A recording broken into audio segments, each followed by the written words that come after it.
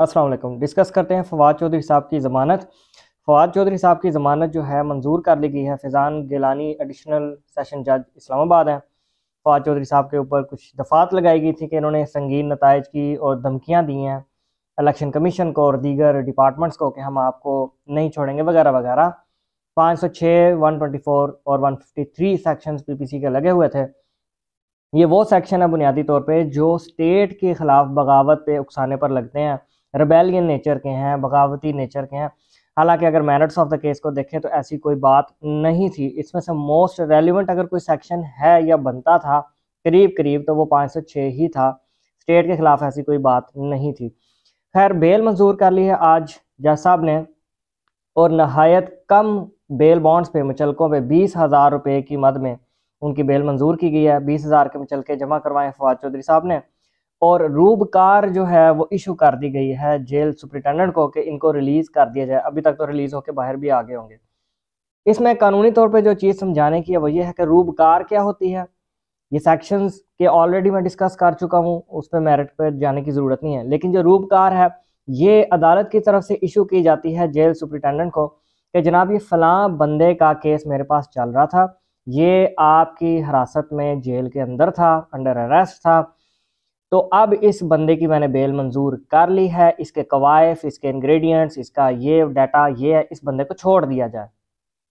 اور یہ way of communication ہوتا ہے between the court and the jail, کیونکہ کورٹ نے ڈائریکٹ ٹیلی فون تو کرنا نہیں یا ای میل تو لکھنی نہیں، تو لا یہ کہتا ہے کہ روبکار جاری کی جائے گی ٹو دا جیل سپرنٹینڈنٹ۔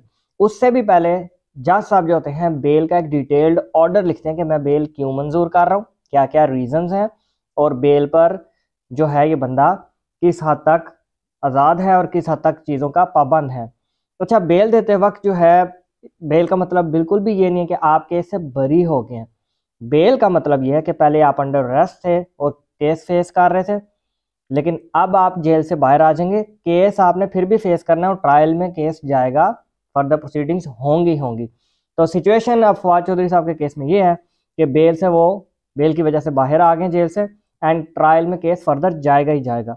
اور اس کے علاوہ ایک اور لیگل اپڈیٹ ہے کہ ایک پٹیشن دائر کی گئی تھی کس کی سائٹ سے، پی ٹی آئی کی طرف سے، کہ جی جو نگران وزیر اعلیٰ محسن نقوی کو آپ نے اپوائنٹ کیا ہے یہ نل اینڈ وائڈ ہونا چاہیے، یہ بالکل انلیگل ہے، یہ میرٹس پہ فال نہیں کرتے، ان کو نکالا جائے، ان کو ریجیکٹ کیا جائے، ڈینائی کیا جائے، ان کی یہاں پہ سیٹ نہیں بنتی۔ تو جب بھی کوئی پٹیشن دائر کی جاتی ہے وہ سپریم کورٹ کے رجسٹرار سے ہوتی ہوئی سپریم کورٹ میں جاتی ہے۔ پہلا فلٹر، پہلی سٹیج یہی ہوتی ہے، اس ڈور کو کلیئر کرنا ہے تو پھر پٹیشن آگے فردر موو کرتی ہے۔ تو پی ٹی آئی کی طرف سے جب یہ پٹیشن سپریم کورٹ میں دائر کی گئی تو رجسٹرار آفس نے ہی اس کو ریجیکٹ کر دیا، آبجیکشنز لگا دیے۔ اب وہ ریجیکٹ کیوں کیا، ریزننگ دی، باقاعدہ آبجیکشنز پٹ اپ کیے۔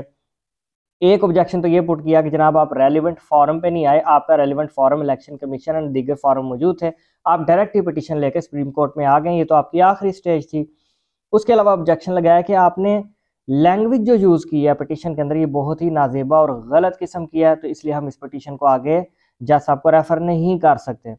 پھر یہ ایلیگیشن پٹ اپ کیا یا آبجیکشن پٹ اپ کیا کہ اسد عمر یہ ثابت نہیں کر پائے پٹیشن کے اندر کہ وہ جنرل سیکرٹری ہیں بھی یا نہیں ہیں، یہ ان کو مینشن کرنا چاہیے تھا۔